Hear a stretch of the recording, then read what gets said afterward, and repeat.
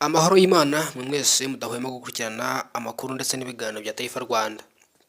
Uyu munsi ndabasoje kuri uyu munsi wa none, ku batameze neza mwihangane ndetse n'abandi mwese mufite ibibazo mu buzima niko bigenda, ntabwo ibintu bihora bimeze neza. Uyu munsi wa none rero murumva neza ko uburyo twari dusanzwe dukuramo atari bwo tujemo.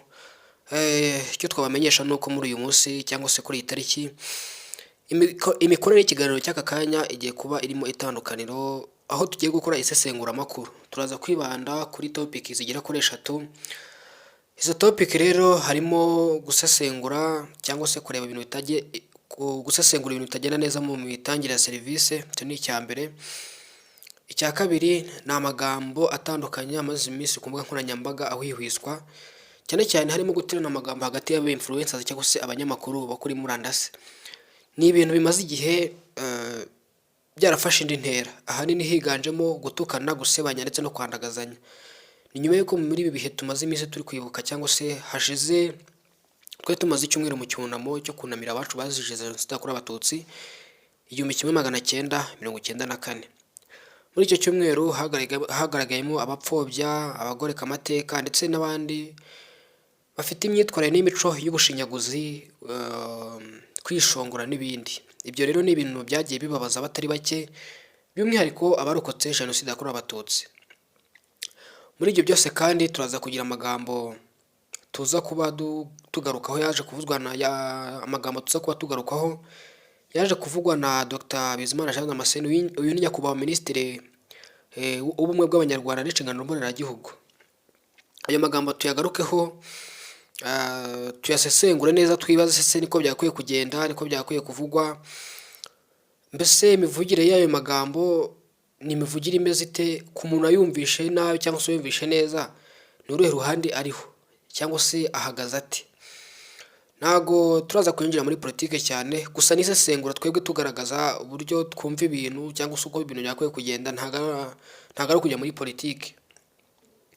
Amateka yabaye mu Rwanda ntawe utayazi, abicanye, mbese ibyabaye mu Rwanda ni amateka, kandi amateka ahora agaruka. Iyo utibutse uribagirwa, kandi umuryango utibutse urazima. Kandi iyo wibutse ibyabaye bituma usubiza ubwenge ku gihe, ukitekerezaho, bigatuma none utekereza ejo heza, utekerereza ibyawe ndetse n'iterambere ryawe. Muri iyi minsi ya none hari abari kugoreka amateka, gusa uyu munsi wa none topic twaheraho ni imitangire mibi ya serivisi. Hirya no hino mu gihugu hari kugaragara inkuru zigaruka ku mitangire mibi ya serivisi, higanjemo serivisi zo mu bitaro cyane cyane kwa muganga. Ubwo impamvu nibaza kwa muganga cyangwa se ngiye kwibanda ku bitaro, nuko ku bitaro aribo batuzurira ubuzima, nibo baduha imiti, nibo badukorera buri kimwe nibo badukorera buri kimwe kugira ngo ubuzima bwacu bugomeze kwicuma bugende neza. Niyo mpamvu ndi kuhibanda cyane, kuko uburyo iyo umuntu atitaweho, igihe amerewe nabi, igihe arwaye arapfa, kandi bitari ngombwa, ugasanga anyuza abantu mu myanya y'intoki kandi ari ibintu byakwiye gukemuka. Uyu munsi wa none rero iyo uganiye bamwe mu baturage bo hirya no hino mu gihugu, bakubwira yuko kwa muganga hari imitangire mibi ya serivisi mu buryo bugaragara. Aha harimo kwakira abarwayi nabi, kutabaha imiti neza ndetse n'ibindi bitandukanye. Niyo mpamvu rero uyu munsi wa none tugiye kugaruka nyine ku mitangire mibi ya serivisi. Ntago byumvikana neza uburyo ushaka kujya kwa muganga saa 2 za mu gitondo ugasanga abantu batageze no kuri 20 kwa muganga. Binashoboka ko banakorerwa n'igihe gito rwose, ariko ukarinda utabonye umuti cyangwa se ukabona ubwo buvuzi, iyo serivisi y'ubuvuzi amasaha yakuze kandi bitari ngombwa. Nkanjye ubwanjye mu bihe bishize nigeze kujya kwa kwivuriro ndashatse kuvuga, hanyuma baranyakira, banyereka aho nicara, ibiki serivisi baransobanurira, ariko ubona abaganga bari mu bintu bari bize. Ese ukibaza iyo bize yo kujya kuri telefone ukumva ari kuvugana n'umuntu mu buzima bwe busanzwe, bari kuvugana amakuru yabo. sorry ntabwo muri iyi minsi meze neza cyane, ariko ndi kugenda mera neza, muraza kunyihanganira nijya acishamo akantu.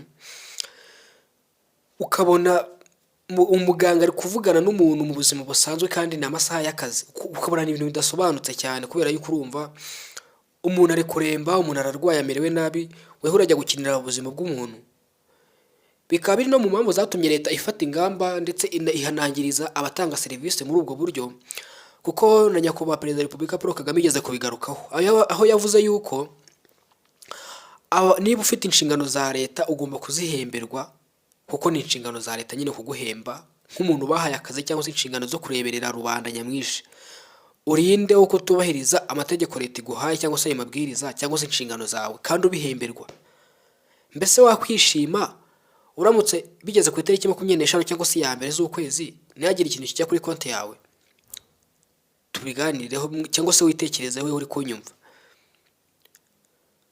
Uyu munsi wa none umuntu aje akugana ararembye, ameze nabi, ntago ameze neza pe, ariko weho uramurebye gusa, uri muri telefone, uri kuri chat, uri kuvugana inshuti n'abavandimwe on WhatsApp, stat ibiki, umuntu ari gupfa. Hari ibintu bitumvikana.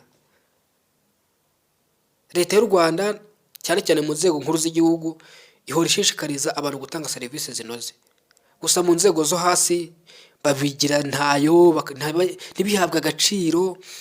Ni ibintu bitumvikana uburyo ushobora kujya kwa muganga saa 9 za mu gitondo ugataha saa 10. Mbese iyo saa 6 zigeze barabagaburira? Donc umuntu ntago arwaye gusa, amasaha yo kurya arageze, aranashonje, nta kintu abonye. Ntago ari bose bajya kwa muganga bafite ubushobozi bwo kwigurira ibiryo. sorry ntago buri wese ntago ari bose bajya kwa muganga bafite ubushobozi bwo kwigurira ibiryo. Hari ibintu bitumvikana. Donc umuntu ageze kuba abuze ubuvuzi, none abuze n'ikimutungira ubuzima, abuze ibyarya. Imagine, come on. Hari ibintu bitumvikana. Gusa inyunganizi nuko abatanga serivisi z'ubuvuzi bakisubiraho. Erega ahantu ujye ukabona ko imitangire wenda ya serivisi idahwitse yaho aba hari ntago ari impamvu ziri kubaturukaho. Wenda se ni abantu babaye benshi b'umurongo wawe munigari, ibyo biranumvikana. Ariko uyu munsi wa none hari ababikora bigiza nkana, babizi neza ko bafite umwanya ndetse n'abantu bahari bakeneye serivisi atari abantu benshi. Icyo reka tukireke. Ibwo bumvishe icyo twifuza nuko bikosorwa, abantu bakabona serivisi z'ubuvuzi, ibintu bikava mu nzira, ibintu bigakemuka, umuturage w'u Rwanda akivuza kandi akivuriza ku gihe.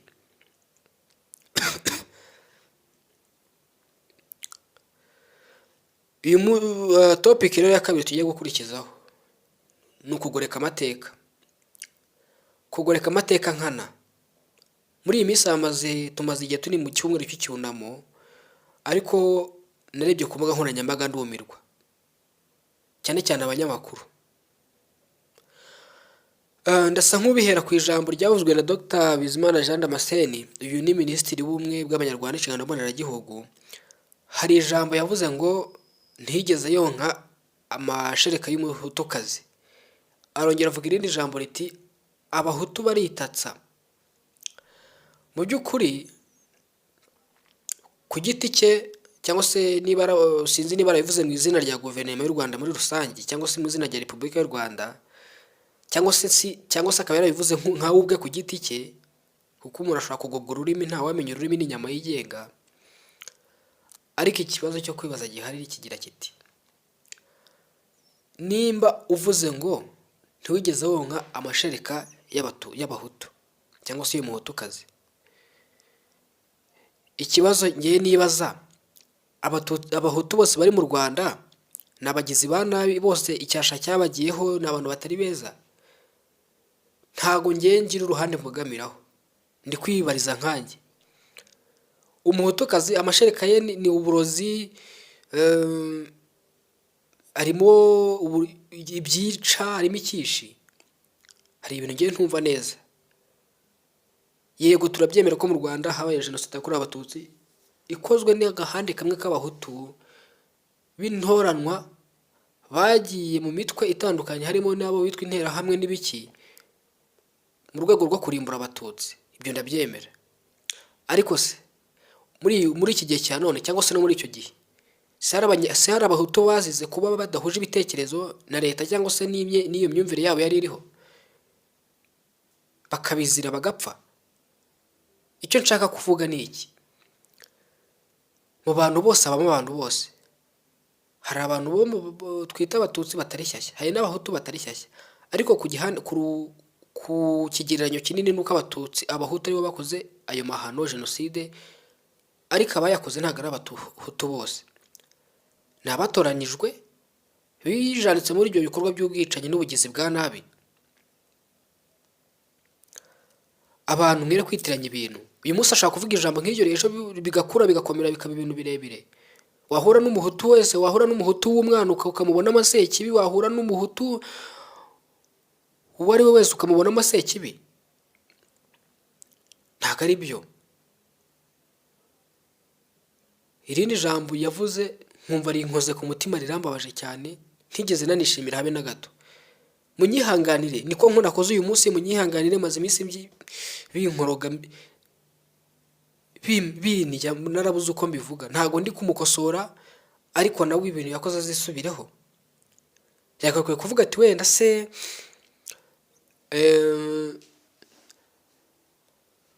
yagakwiye kuvuga ati hari igice kimwe cy'abahutu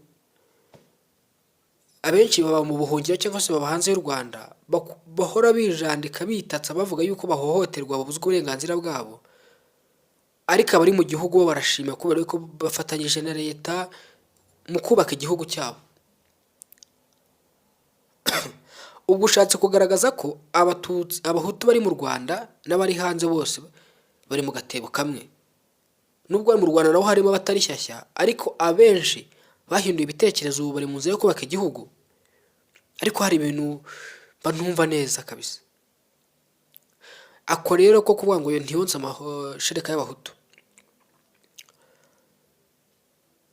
kwihakana ubwoko bw'abahutu nta kibazo, niba utari we nyine ntabwo uri we. Ariko urashaka kugaragaza ko abahutu amashereka yabo nyine ikintu uri gushyira mu bantu bakiri bato, ko abantu bakiri bato n'abantu babika cyane bashyira ibintu. Donc uri inyenyeri imurikira rubanda, uri umuntu urebwa na benshi, wumvwa na benshi. Ariko niba uyoboye abantu bajyana mu rwobo, icyo gihe uri gukora iki? Uri kubangiza. Nyakubahwa Minisitiri, turacyari urubyiruko, nta nubwo tubasuzuguye, ariko hari ijambo ushobora kuvuga kubera ko wenda witwaje umwanya uri ukomeye, rikangiza abantu benshi kandi bitari ngombwa. U Rwanda rwa Kanyarwanda, turi abanyarwanda, nta muhutu nta mututsi, keretse abari mu buhungiro cyangwa se n'abari mu gihugu imbere badafite imyumvire nk'iyacu, bari gushaka gusenya u Rwanda gusa, baba batifuza amahoro.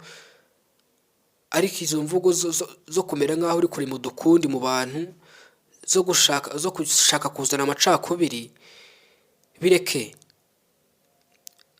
Uri umuntu wize, usobanutse, uzi imbwirwaruhame, uzi public speaking, uzi icyo uvugira mu bantu n'icyo abantu urabagaburira, uzi icyo uragaburira abantu mu bitekerezo, uzi imitekerereze yawe urehereza abantu ikabubaka.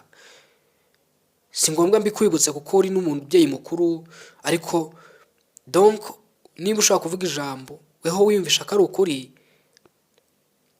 donc ngiye ikibazo nibaza nimba warabivuze mu izina ryawe cyangwa se mu izina rya guverinoma y'u Rwanda muri rusange, ni ikibazo. Gusa icyo twifuza ni uko izo mvugo muri make nkanjye Elyse Taifa niyemeje kwamagana no kurimbura no kwanga imivugire yose ishobora guca abantu mo ibice, ishobora kubiba amacakubiri. Kuko mbere yo kubiba urwango mu bantu urabanza ukabayamo amacakubiri. Uyu usameze nk'uriya, uriya ameze atya, icyo gihe tayari urwango niho rutangirira. Ntago simbagamiye ku bahutu, simbagamiye ku batwa, simbagamiye ku batutsi, mbogamiye ku mahoro no kubona ituze n'umudendezo muri rubanda. Perezida wa Repubulika y'u Rwanda namushimira cyane, yazanye inkiko gacaca.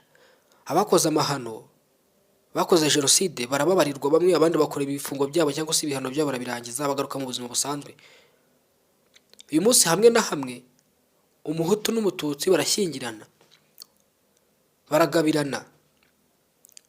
Ariko iyo utangiye kuvuga amagambo nk'ayo, umeze nk'aho ugiye kongera kuzura kaboze, uri gutandukanya, ngo uri kubatandukanya, mbese uri kubereka ko ntaho bahuriye. Uyaraha uyiri ari hariya, kandi turi kwimakaza imvugo ivuga ngo ndi umunyarwanda. Ntago ndi umututsi, sindi umutwa, sindi n'umuhutu, ndi umunyarwanda. Ibintu bibabaje binateye agahinda. abantu mukunda gukurikirana Taifa Rwanda umunsi ku wundi, uburyo dukoramo amakuru niko dusanzwe dukora, ni nabyo tugomba gukora, ariko n'akantu k'isesenguramakuru kagomba kujya gacamo rimwe na rimwe, tukagira ibintu runaka wenda dusesengura tuganiraho, ibitagenda neza tukabigaya, n'ibigenda neza tukabishima. Icyo nifuza ni uko mbona ubumwe mu banyarwanda. Uyu munsi turi kurahurana, turi gutizanya umunyu, buri kimwe cyose tubanye neza, ariko utangiye kuzana imvugo ngo ntiwigeze ngo nka mashereka ngo y'abantu ngo gutya na gutya, niba utari umuhutu si ngombwa ngo ugende ubigaragaze ko utari umuhutu, nyine ntabwo uri we, nta n'icyabihindura kuba we. Kuza kubigaragaza no gushaka kwikura, kumera nk'aho wikuyeho icyasha, kandi no muri nyine kitakuriho, urikureho ibintu bitakuriho. Abari hanze bavuga amagambo mabi, babiba urwango mu bantu, ndababona ndanabagaya cyane. Sinshobora no kurota ndi umwe muri bo, gusa ukuri nzakuvuga uko kuri, nubwo iyi si yubakitse ku buryo ikinyoma cyatejwe imbere kurusha ukuri. Gusa iyo uvuze ukuri kutangiza, aba ari ukwanyako kandi kurakurengera. Gushobora guca mu mazi kukatoha, ariko igihe kiragera kuguma, abamenye ukuri bakakumenya. Birababaje, binateye agahinda kubona abantu bakiri bato batangiye kujya umwe abona undi gucya, kandi byari bimaze gucogora, twari tumaze kugira agahenge. Abantu bari bazi ubwenge mu mwaka w'ibihumbi 2008, 2009, wahuraga n'umuntu mu nzira ugaca hariya nawe agaca hariya, mugashyiramo intera ya metero 10. Abantu bafite urwikekwe, abantu barakaye, abantu ariko uyu munsi wa none twimakaje iterambere, twimakaje ubumwe n'ubwiyunge, twifashijwemo n'inzego nkuru z'igihugu zirangajwe imbere na Perezida wa Repubulika Paul Kagame. Nshuti bakunzi, mudukurikira, nimba mwifuza ko tuzadukora isesenguramakuru buri munsi, icyo musabwa ni kimwe: mutange ibitekerezo, mugaragaze ko mubishyigikiye. Icyo nzakora nanjye ntabwo nzabatenguha, kuko ntawe ndi we wo kuvuga oya, tuzabikora. Ibihiga tubigaye, ibyo gushima tubishime, n'ibitekerezo byanyu birakenewe. Sawa, murakoze cyane, ndabashimiye cyane. Imana ibarinde kandi ikomeze ibane namwe. Wibuke gukanda handitse subscribe kugira ngo tujye tubana umunsi ku wundi. Ikiganiro cy'uyu munsi nta tugisoreje, nubwo dukoze ikiganiro gito, ariko ubutaha twongera iminota, uko muzagenda mubidusaba bizaterwa. Sawa, murakoze cyane kandi Imana ibarinde.